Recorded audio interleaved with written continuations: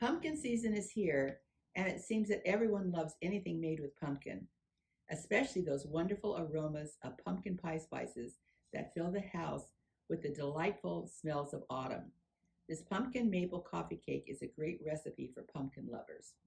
To make this coffee cake with the streusel topping and maple glaze, you will need 1.5 cups of white flour, 1/2 cup of white granulated sugar, 1 tablespoon of pumpkin pie spice, 1 teaspoon of baking soda, 2 teaspoons of baking powder, 1 large beaten egg, 1 cup of pumpkin puree, 2/3 of a cup of whole milk, and 1 teaspoon of vanilla. Prepare your glass baking dish and preheat your oven to 350 degrees. Before I make our cake batter, I like to start by making our streusel topping. And your streusel topping is 3/4 of a cup of white flour, 3/4 of a cup of brown sugar, 1 teaspoon of pumpkin pie spice. And now just using your hands, you're going to add 6 tablespoons of softened butter. And just using your hands, you're just going to work the butter into the flour and sugar mixture until it all comes together as a coarse crumb. This takes a few minutes to bring this all into a crumb, but you'll know when it's ready, and this is now ready. And I'm just going to put this aside. I always love a recipe that all comes together in one bowl. So with our flour, I add our sugar, all our dry ingredients, baking soda, baking powder,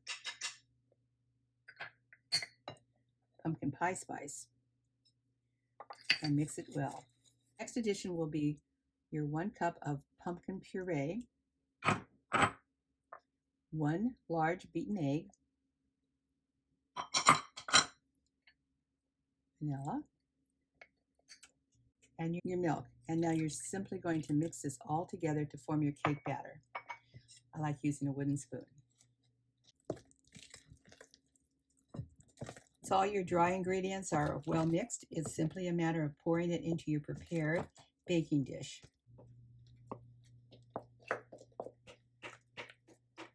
Spread your batter evenly in your baking dish.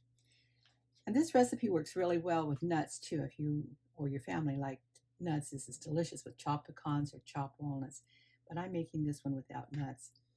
And once you have your batter in your pan, you've got your streusel topping, and you're just going to generously sprinkle this over the top.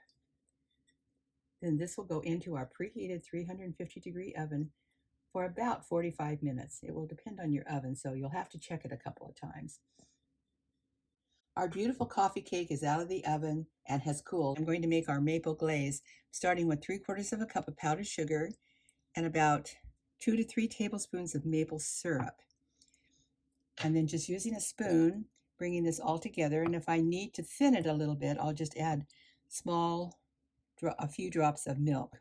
I feel we do need a little bit of milk, so just in small additions, just add it to your maple and your powdered sugar and keep mixing it until you have the consistency you're looking for.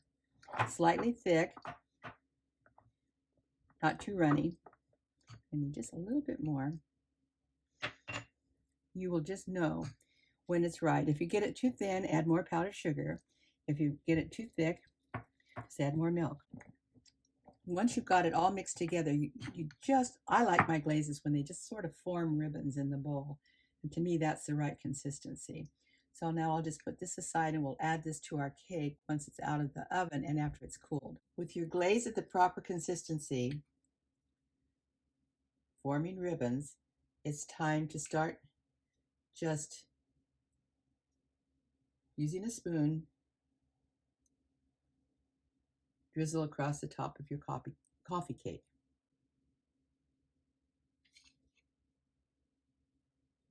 This is a great cake to have with morning coffee and a great cake to have in the freezer to serve when friends stop by. And because it is so easy to make, this will become a family favorite.